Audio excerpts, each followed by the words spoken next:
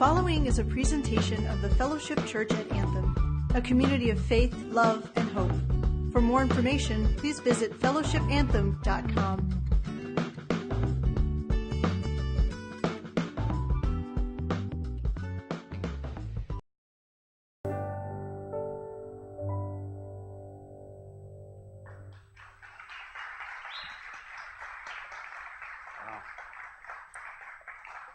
Man, what a great message. That kind of makes me want to cry a little bit.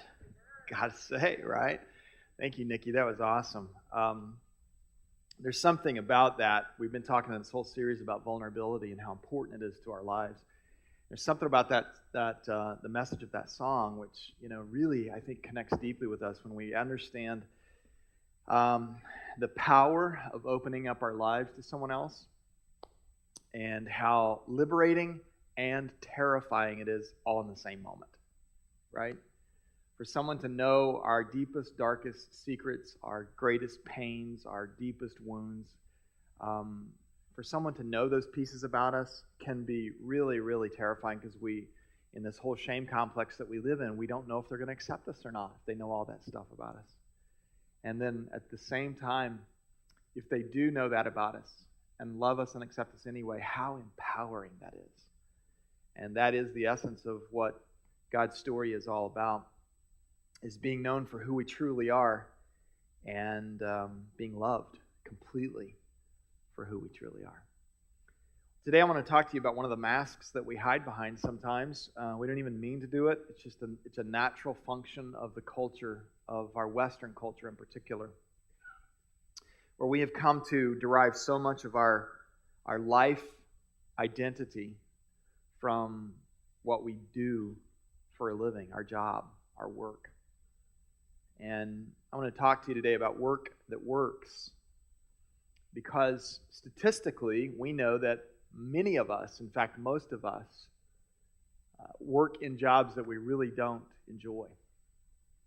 Most of us show up every day and spend the bulk of the time of our week, every single week, doing things, working, investing time, life, energy, heart, money in things we really do not derive deep satisfaction from. Our friends at Gallup told us a couple years ago that 2 out of 10 people, only 2 out of 10 people actually enjoy what they do. So 8 out of 10 of us look at our job and go, you know what, it's just a means to an end. It's just a paycheck, or it's just a retirement, or it's just a whatever. It doesn't really provide deep satisfaction, deep fulfilling pieces in us. And yet, again, particularly in our Western culture, we are working harder than we've ever worked. Right? We're working 50, 60, 70 hours a week in jobs that don't ultimately provide the deepest sense of satisfaction and meaning to our lives. We have vacation time that ends up getting stacked up at the end of the year that we never even take. Some of us, our jobs, it just completely burns off, right? It doesn't even carry over. And yet, something says externally, if you'll just work harder, if you'll just work more, if you'll just work, with more intensity, you'll be more satisfied. And we know, intrinsically, that's not true. That there's only a measured amount of satisfaction that can come no matter how hard we work, or no matter how great our work is, or no matter how much of it we do. It can only satisfy the core longings of our soul at such a measured level. And it doesn't mean that it's not meaningful to us. But when I said the word work, some of us cringed. I saw you. You were like, oh, Sunday, don't remind me yet. Because for many of us, our work actually starts, Sunday afternoon sometime. We start thinking, all right, what have I got to do this week? What's happening this week? What bad news have I got to face this week? What hard situations do I have to deal with this week? Because we don't derive deep sense of meaning and satisfaction from our work. And yet, it was God's idea that we do work. He talks about work. Look at this passage of Scripture. He says, in all the work that you are doing, work the best you can. Work as if you were doing it for the Lord, not for people. That would be great to show up every day, right, at work, and your boss come in and say, hey, I need you to do this. Okay, Lord. Maybe that'll get you a raise. I don't know. Work as if you're doing it for the Lord, not for people. Remember that you will receive your reward from the Lord, which He promised to His people. You're serving the Lord Christ. I know that for a lot of us, we have grown up with sort of a crisis of our identity. We don't really know who we are. And so we build these walls. We build the masks to cover up who we truly are. Think about our culture. You know, when people first meet one another, the first question typically out of our mouths is, what do you do for a living? And what we mean by that really is, what's your occupation? What's your work? But what if we started answering that with answers that ultimately defined meaning for us? What do you do for a living? Oh, I'm a husband and a father. And I'm a good friend. I'm a really good neighbor. I loan my stuff out to my neighbors, and I help them move the rocks and stuff. And I'm a great volunteer. We had a lot of great volunteers here last night, their Halloween party, and I was one of those. Oh, and by the way, I'm a computer programmer to make money. What if we just threw that on the end of it, right? Oh, I'm a teacher to make money. Oh, I'm a salesperson to make money. But what I do for a living? You ask me what I do for a living? What makes my life full and meaningful and deep and rich? Oh, I ride dirt bikes. Right? Sometimes it's so easy for us to get the identity of who we are confused with what we do. And they become so entangled that as we live out our journey of life, we often aren't able to separate them. So when people ask us, what do you do? We automatically go to the occupation as the default. I think there's a couple of reasons why, but it represents a couple challenges for us when we begin to tangle up our personal identity with what we do. Not that what we do for a living isn't important, because it certainly is. God even talks about it, right? He says, hey, do what you do. Work hard at what you do. Do it to your best ability. But understand that it's not who you are. But when those two get tangled up, our identity, who I am, with what I do, when those two get tangled up, a couple things happen. It challenges us. First of all, our work can't define us. Because if our job goes away, does our identity go away? No. Does the core of who we are go away? No. Does what I love about life go away? No. Unless those two are tangled up. The other challenge it represents for us is that others' perceptions about our job shape our sense of who we are or who we should be. Other people look at me based on what I do for a living and make judgments about me. What do you do for a living? Oh, I'm a husband and a father and a neighbor and a friend and a dirt bike rider. Oh, that sounds boring, right? Or, oh, I wish my life had that much meaning, right? People ask me sometimes when I'm out in public, what do you do for a living? I seldom tell them I'm a pastor, because it just carries with it so many perceptions. I almost said baggage, but right? If I say to people, what do you do for a living? Oh, I'm a pastor. Oh, that's a common response that I get. Oh, and I don't know if it's because they're asking me based on how I'm dressed or where I am, or if I'm having a margarita. I don't know what the is about, but sometimes it's just, never met a real one, And sometimes I mix it all up, right? It's like, what do you do for a living? Oh, I'm a religious cleric. A what? Right? Sometimes I just say, I'm a priest. Every now and then, if I really want to throw people, what do you do for? I'm a shaman. It's just, why not have fun with it, right? What do you do for a living? It's a big word for us, and it can get us really, really mixed up sometimes. And so we've been talking in this series about wholehearted living. So what does it look like to work wholeheartedly? What does it look like to be engaged occupationally and vocationally in a way that satisfies something deep inside of us? And many of you are doing jobs that you love. There's no question about it. You love what you get to do.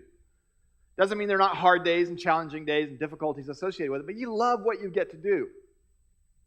And so I want to talk a little bit about that, what it looks like to work wholeheartedly today. Here, let me give you a couple thoughts about wholehearted work. First of all, when we use our skills and our talents to make something good, then I feel like my work and my life have meaning. One of the reasons why only 2 out of 10 people feel satisfied in their job is because they don't feel a deep sense of meaning attached to their work. It's just a means to an end, which isn't deep enough for most of us. That's why a lot of people statistically now will actually pass over the opportunity to make more money to do something that's more deeply satisfying to them. It's borne itself out now. Statistically, we know it's true. So if I'm using the skills that God gave me and the talents that He gave me and the gifts that He gave me, and I'm using those to make something good in the world, whether it's a product or whether it's a service or whether it's a benefit to some point of humanity, if I'm doing something that's of value in the world, that's a good thing in the world, then all of a sudden I walk away from my work experience, regardless of how much time it took me to do it, 20, 40, 60, 80 hours a week, I walk away with it with a deep sense of meaning attached to it. It's like, this is good work. And I believe it goes to the very core of the way God created us, and that is that service to mankind is the highest form of happiness. And yet for a lot of us, we have not been able to bridge the gap between what we do for a living and the service to mankind piece. And I would throw out to all of us today that it doesn't matter what you do for a living. It does not matter what your job is. All of you can find a point of service to humanity in what you do. But sometimes the idea of what we do gets mixed up. It gets mixed up in the messages that come to us through culture. It's like when people ask you, oh, what do you do for a living? And you tell them, and they go, oh, well, that seems boring or hard, or we don't really know what their "oh" means. Oh, I bet you don't make enough money to be happy, or right? The messages get mixed up. Last weekend, I don't know if you were here or not, but we had a fun weekend, and we were texting during the service, and Nick and Taryn, they're here, right? They're outside. Okay, so Nick and Taryn Vanderpyle are a part of Fellowship, and they have been for a while, and they have led our partnership with the church in Sonoita, Mexico. And every year at Christmas time, we sort of adopt families, and we're going to be doing that again this year. In fact, next week you'll walk in and you'll see Christmas trees here. And I know that's challenging because some of us have walked into, Walmart or Walgreens or whatever and seen Christmas trees, and it was hard not to throw up. I get that. But you're going to walk in next week, and Christmas trees are going to be out there, and they'll have little tags on there, and you can pull those tags off and you can adopt a family. And basically what we've asked the folks in Mexico to do is give us your shoe size, because most of those people need a new pair of shoes, and then give us your biggest need. And sometimes it's surprising what they list as their biggest need. It'd be like, a bag of beans or a Spanish Bible or something that, is deeply impactful. But Nick and Taryn have led the charge in that, and it's an amazing experience for us. And we'll be going down there on Saturday, December the 8th, if you want to go. You do need a passport if you want to come home. You can go and stay, and we'll visit you from year to year. But So anyway, long story around, but last Sunday I encouraged you to get your cell phones out and text someone a word of thank you. Text somebody thank you for what they mean to you. And so I was texting, I got a text from Taryn. She was sitting back there and she texted me and she just said something really nice to me. And they are getting ready in December to move. They're moving to California. And it's going to be a huge hole in our church, and particularly in our Mexico ministry. And that's why one of you are going to be stepping up to fill that role, which is going to be awesome. But I'll let you know who you are shortly. But Taryn texted me something that was really nice, and I was texting her back, and I was just saying, we're really going to miss you guys. You're an important part of Fellowship, and you've been such a great extension of love to Mexico, and we are really, really going to miss you. But you know how sometimes autocorrect on our phones kind of mixes things up? What I really actually ended up writing to her is, we will really, really kiss you. And a little while later, she texts me back. She's like, was this a typo? You know? Sometimes the best intention of our message gets mixed up, and it's true with our jobs. Sometimes it just doesn't come through properly for us. And we do our work, and we do what we think is important, and we do use our skills and our talents, and it's deeply meaningful to us, but we listen to the message of others, and all of a sudden, it gets mixed up. So our skills and talents, when we use them to make something good, it brings a deep sense of meaning to us. Here's the second thing about our work and the way we use our skills and talents. When we squander our skills and our talents. Next slide, Amanda. When we squander our gifts, it brings distress into our lives. Have you ever been in a job where you felt like you were underutilized? Where you just weren't being as effective as you could be, where you weren't getting the opportunity to use these incredible gifts that you developed? It just brings distress to us. It's like, gosh, what am I here for? It can create stress. It's frustrating. It's challenging. It's sometimes it's disappointing or even depressing to us. So we have to know that what we are doing is a good utilization of our skills. Otherwise, it's going to be distracting and discouraging to us. Here's the third thing. Sharing our gifts and talents with others is a powerful connection to God. Have you ever connected the reality that what you do for a living, the work that you do, is actually a sacred act? That God is actually pleased with what you do? Listen to this passage of Scripture. This is in Genesis chapter 2. Now, this may not seem earth-shattering, so I'm going to put it in context for you in just a second. Then the Lord God took man, and He put him into the Garden of Eden to cultivate it and to keep it. To cultivate it and to keep it. It was Adam's job to go and to do the work of the garden.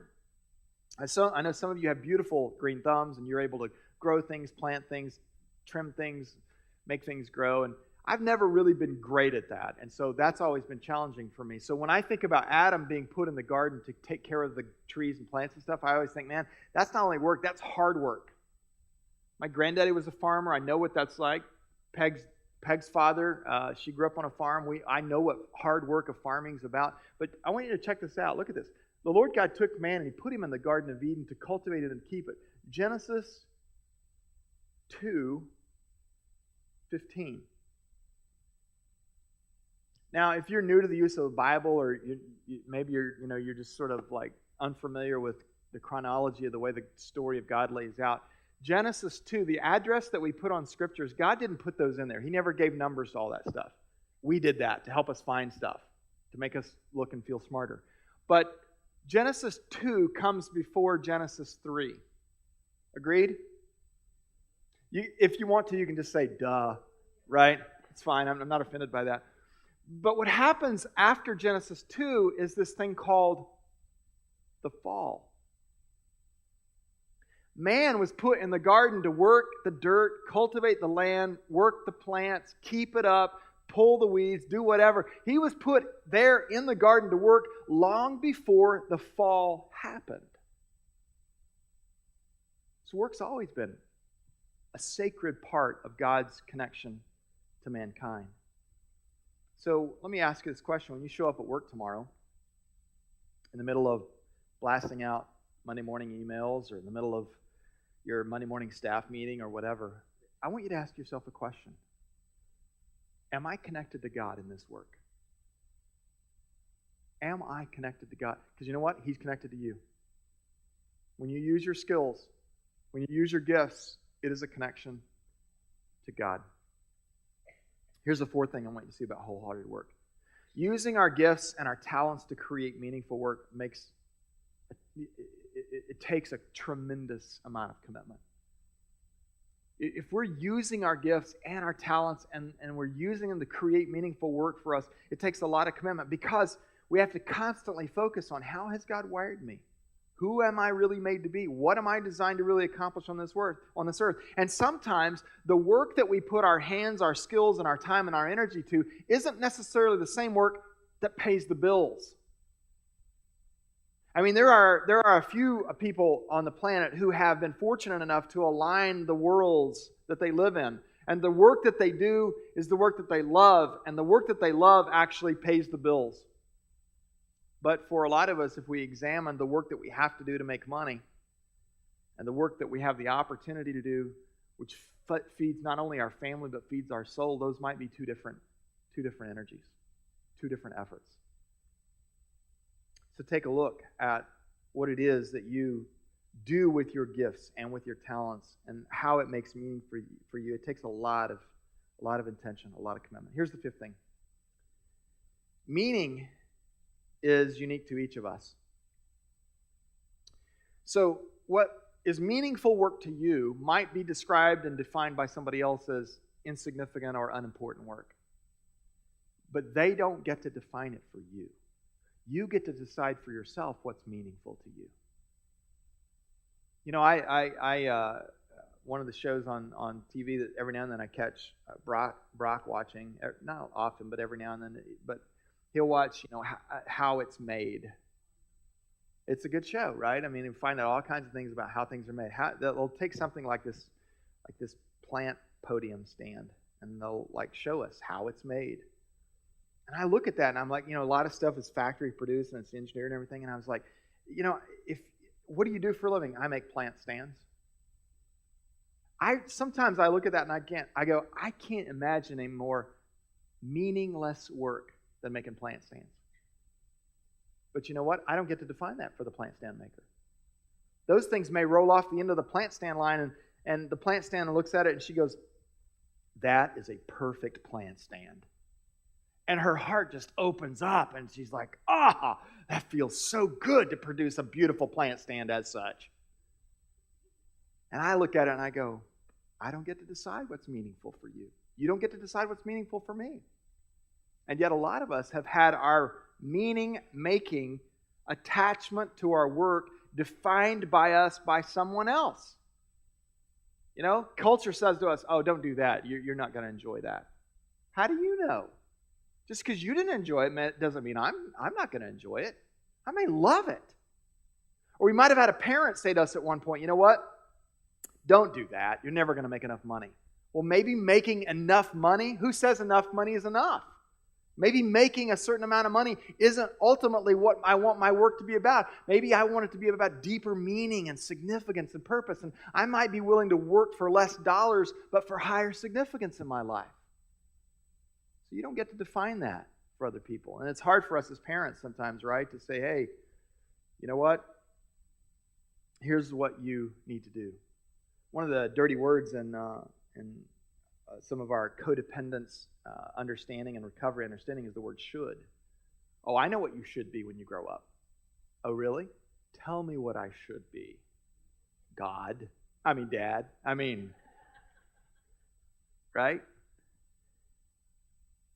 I was talking with Josh earlier, and Josh is normally up on stage, but he was back there doing some technology work with Brock this morning, and we were talking about how when you're growing up, and sometimes people around you want to influence you to behave in certain ways, and I didn't even know this was really a word that could be used like this, but Josh educated me about it. But you know how you're telling somebody, hey, what do you want to be when you grow up? And they're like, hey, I want to be a rock star, or I want to be a skateboarder, or I want to be something exotic. And like an older person, adult, or a mentor, or maybe a parent, will sometimes kind of go like that. I didn't realize this. Josh told me that's called a snuff noise. Right? I mean, we've probably all done that at some point in our life. You made a little snuff noise. Oh, excuse me. But that snuff noise is sort of like this noise of disgust or insignificance. Never going to do that. Right? I mean, imagine, I knew fairly young that one of the things that I wanted to do is to try to help people help people connect with God by being a pastor. I knew that pretty young. But some people, when I would say that to them, what do you want to do when you grow up? I want to be a pastor. They'd, really?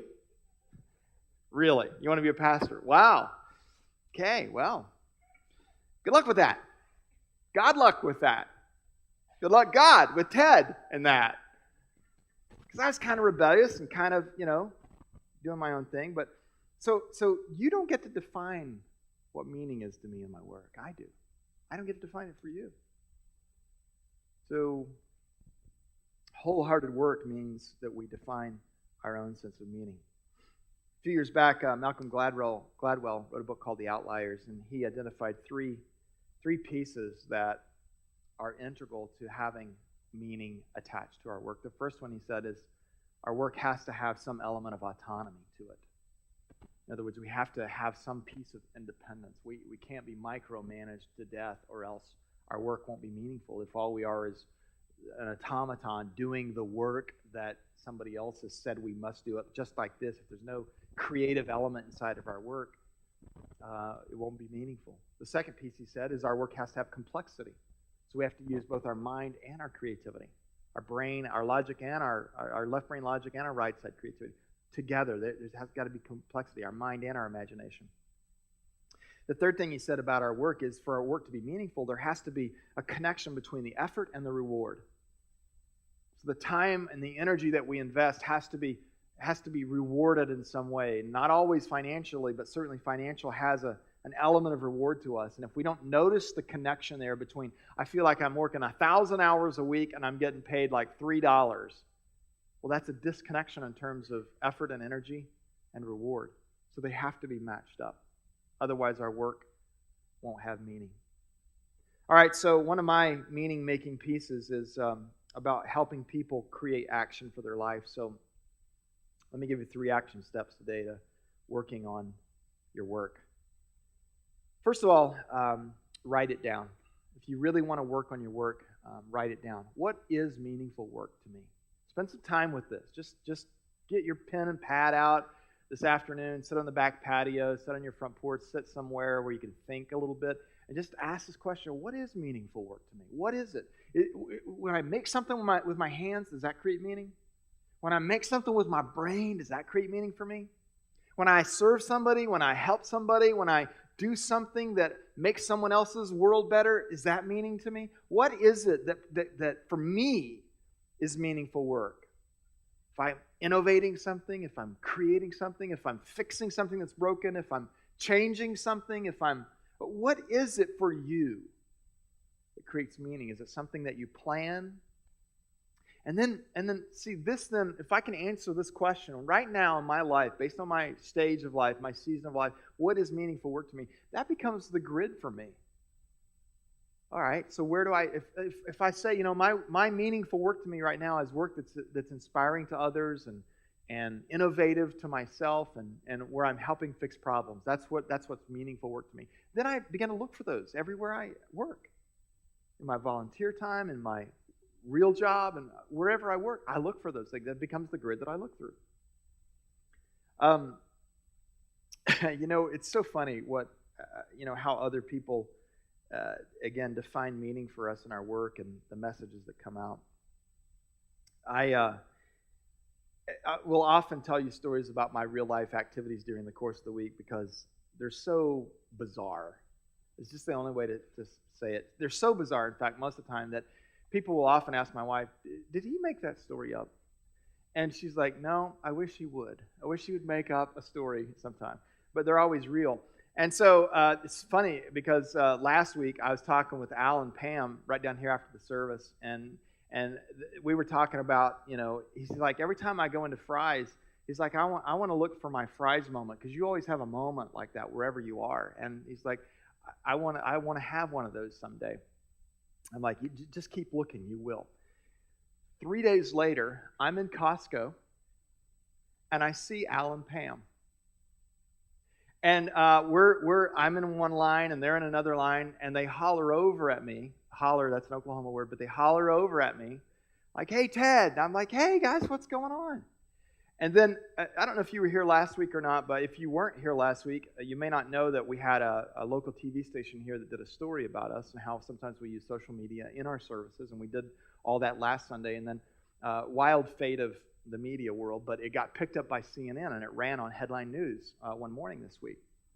And if you didn't get to see it, sorry. But at any rate, it was awesome. It was a great story. And so our church was on CNN last week, and so Al and Pam were like, hey, we just saw you on TV. Well, I had walked up in line, and Abby was with me, And I'd laid my stuff down on the conveyor belt, and a lady walked up behind me, and she, with the force of at least 10 strong men, threw down her frozen ravioli on the belt.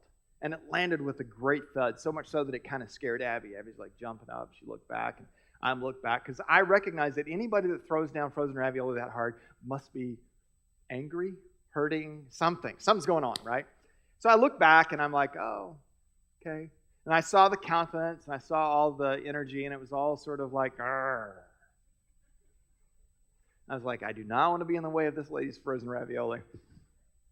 And so she's kind of standing behind me, and she's guarding her frozen ravioli, which is great. And so then Al and Pam said to me, we saw you on TV. Well, out of the corner of my eye, I saw her perk up and start looking at me with great curiosity. And so I kind of finished my conversation with Al and Pam. They turned back to pay for their stuff. I'm paying for my stuff. And then she turns to me, and she says, hey, are you famous?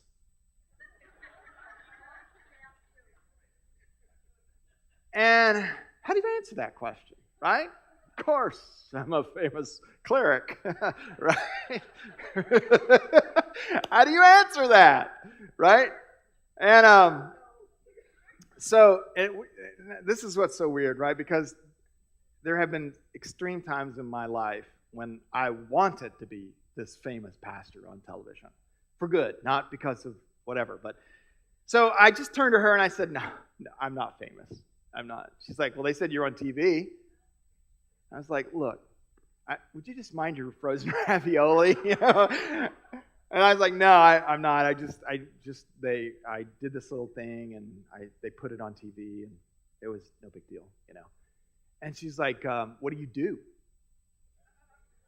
And then it's like, all right, here we go, right? I'm like, I make ravioli. No, I didn't say that. I just said, I just try to help people make their lives work better. That's what I do.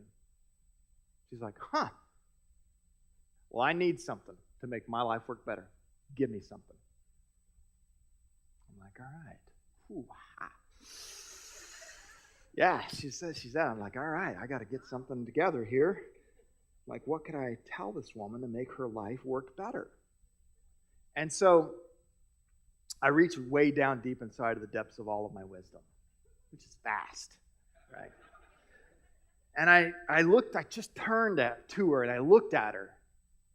She's still sort of radiating all this like negative energy and anger. And I was like, here's the best advice I could give you today.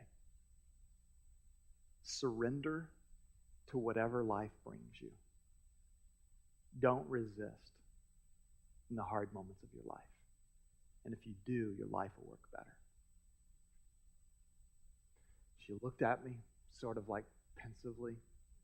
She's like, is that it? It's the best you got?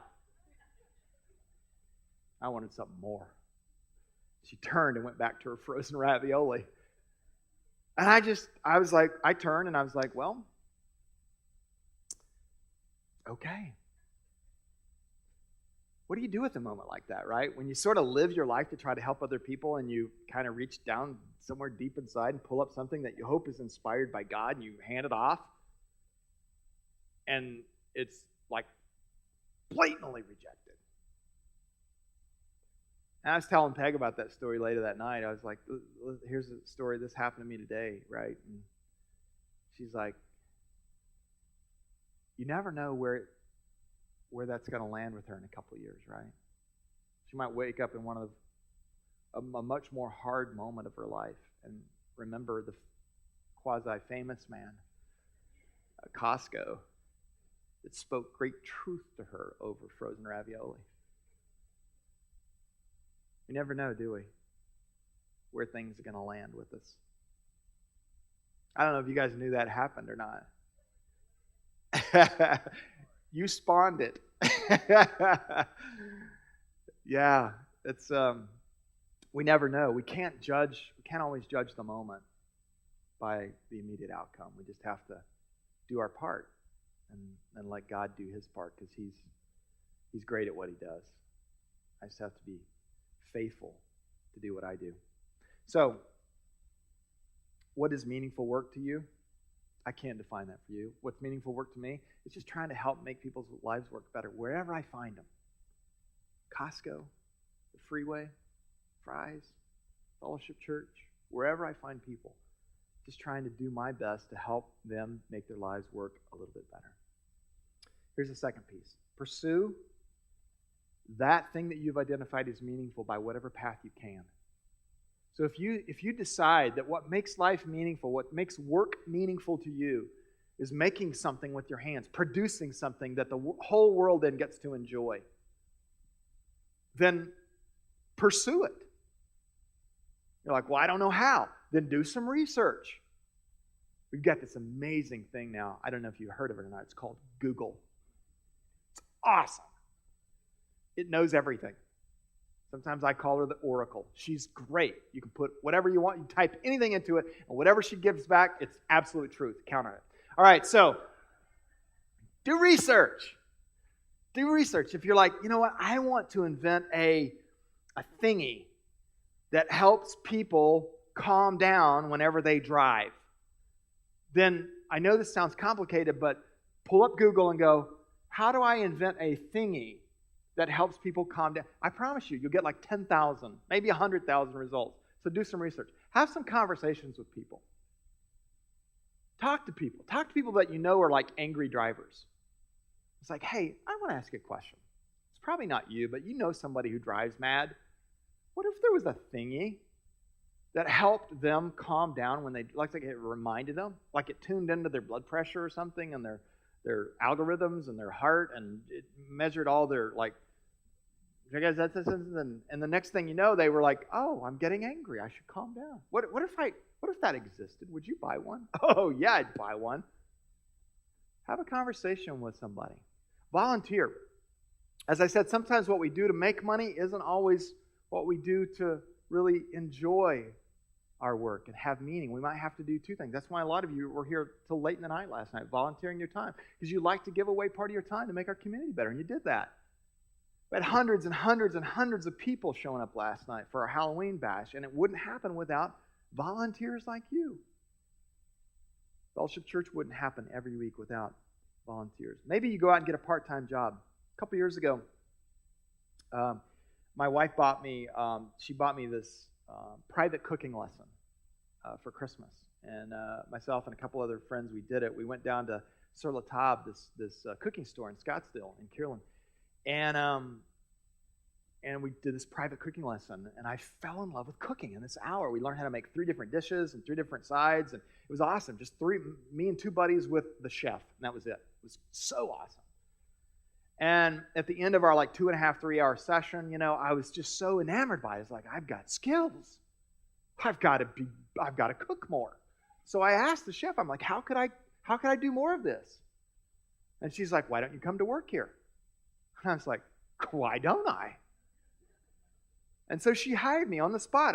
For a year, I don't even know if most of you guys know this, I worked part-time down at Sur La Table at a cooking store. It was the first time in 25 years of my life that I wasn't known as Pastor Ted. I was, hey, you, could you hand me a clean plate, please? It was a great experience because it helped even dislodge me from my identity of my work. And it also gave me an opportunity to do what I have now come to know that I love to do, which is cook.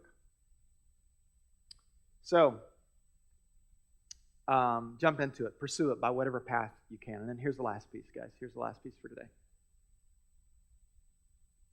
Find it where you are.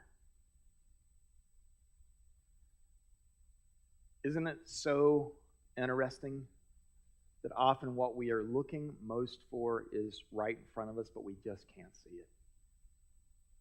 We want to work in developing people, but yet the team that we have isn't the people we really want to develop. We want to work in fixing something that's broken, but we can't see the broken pieces in our own organization or in our own business or in our own team. We want to go somewhere else to do that. We want to serve the needs of hurting humanity, and we can't even see the hurting humanity that exists all around us every single day in the work that we're currently doing. It's often right in front of us. So once you identify what's meaningful to you, what's meaningful work, then look for it right in front of you, because it's probably there. Find the connections between what you define as meaningful and what you are currently doing. Love this quote. Probably a lot of you know this, have heard this. Famous theologian, he said, "Don't ask what the world needs. Ask what makes you come alive, because what the world needs is more people that have come alive."